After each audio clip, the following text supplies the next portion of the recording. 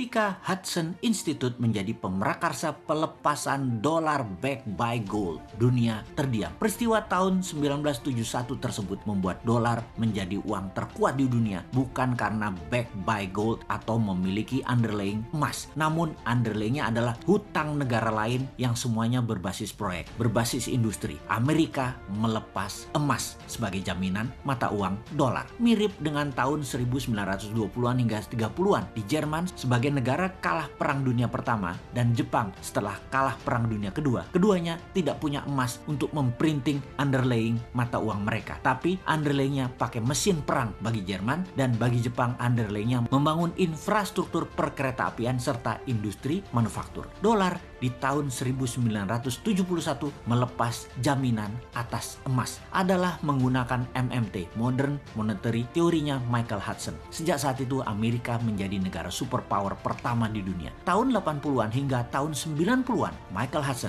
adalah guru besar yang mengajar di kampus di Peking University, di mana hampir semua petinggi politbiro yang saat ini menjabat di Tiongkok adalah murid beliau. Setidaknya mereka semua memahami hal yang sama, yaitu MMT. Sehingga di tahun 1989 pertama kalinya Deng Xiaoping ambil posisi ekonomi dengan mendemokratisasi uang renminbi pakai proyek underlyingnya. MMT dipraktekkan di Tiongkok sejak saat itu. Kedua negara tersebut saat ini menjadi dua negara besar. Yang satu, Amerika, sudah menjadi negara superpower, bahkan dengan kekuatan teknologi, paten, dan free thinking country terbebas di dunia. Amerika belum terkalahkan. Sebagai murid Hudson tidak langsung, karena saya hanya mengikuti buku-bukunya dan belajar dari muridnya Hudson, salah satunya belajar dari Stephanie Kelton, maka sejak 6 tahun yang lalu si Sontoloyo ini menyatakan akan membuat negara Indonesia menjadi negara sejajar dengan dua negara besar tersebut, dan di tahun 2045 akan menjadi negara terkuat di dunia di atas dua negara tersebut. Dan alasannya apa? Alasannya Indonesia memiliki 4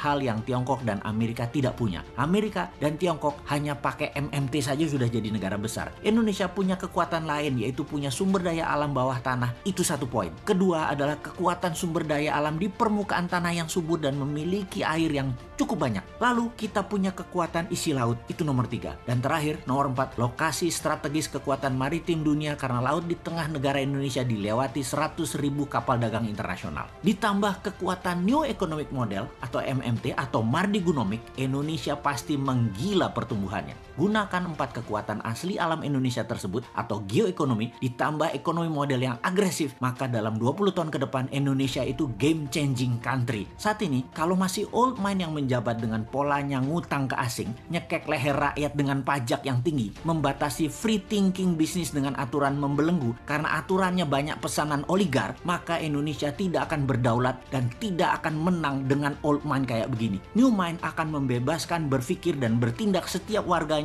untuk hal yang produktif. New mind melihat potensi Indonesia itu besar. New mind melihat potensi SDM, sumber daya manusia Indonesia itu sangat kreatif. Namun kebijakan politik, parlemen, dan partai membelenggu kreativitas dan potensi. Musuh terbesar bangsa Indonesia adalah sistem politik yang membatasi manusia berkompetisi berdasarkan prestasi dan potensi. Harusnya pilihan politik apapun yang diambil silahkan, tapi menjalankannya adalah mereka yang memiliki visi, potensi, dan kemampuan kelas dunia. Jangan sampai yang dekat dengan pejabat yang dipilih, tim pemenangan yang dipilih, yang memodali yang dipilih, buzzer yang dipilih, yang pintar nyenengin dirinya yang dipilih, yang melindungi dirinya dari pejabat agar selamanya berkuasa itu yang dipilih. Itu yang mendapat jabatan. Jangan itulah. Itu nggak ngurusi rakyat namanya, nggak ngurusi negara namanya. Makanya New Mind selalu bertanya, kok tahun 2024 lama bener ya?